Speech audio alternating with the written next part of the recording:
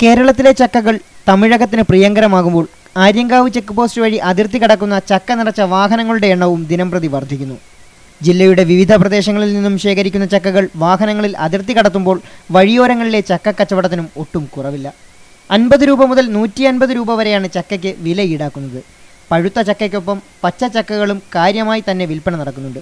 നാട്ടുമ്പുറങ്ങളിൽ നിന്നും ചക്ക സുലഭമായ പ്രദേശങ്ങളിൽ നിന്നും ഇവ ശേഖരിക്കുന്നതിനായി ഇടനിലക്കാരും ഏറെയുണ്ട്. ഇവിടെ നിന്നും തമിഴ്നാട്ടിലെ വിപണികളിലെത്തുന്ന ചക്കകൾ ഫ്രീസർ സംവിധാനമുള്ള വാഹനങ്ങളിൽ കൊൽക്കത്ത അടക്കമുള്ള വടക്കേ ഇന്ത്യൻ നാടുകളിലേക്ക് കയറ്റുമതി ചെയ്യപ്പെടുന്നുണ്ട്.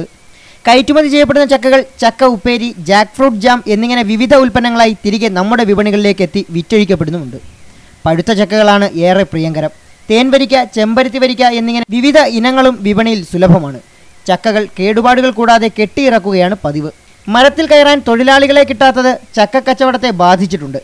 ചക്ക അടർത്തുന്നതിനായി 500 മുതൽ 700 രൂപ വരെയാണ് ഇത്തരക്കാർ കൂലി ഈടാക്കുന്നത്. നമ്മുടെ ഇവിടുത്തുള്ള പരിസര പ്രദേശങ്ങളിൽ നിർത്താണ് വിൽക്കുന്നത്. 30 മുതൽ 40 മുതൽ 50 മുതൽ ഇങ്ങനെ പല വിലയുടെ പച്ചയെ കൊടുക്കത്തുള്ളൂ. പഴുത്ത കൊടുത്തുവിടാൻ പറ്റും.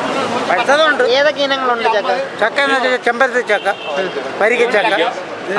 കൊല്ലം തിരുമംഗലം ദേശീയപാതക്കരികിലെ ചക്ക വിൽപ്പനയിൽ ശബരിമല തീർത്ഥാടകരാണ് പ്രധാന ഉപഭോക്താക്കൾ. മഴ കൂടുമ്പോൾ ചക്കയിൽ വെള്ളം കയറി മധുരം കുറയുന്നതിനും കാരണമാകുന്നുണ്ട്.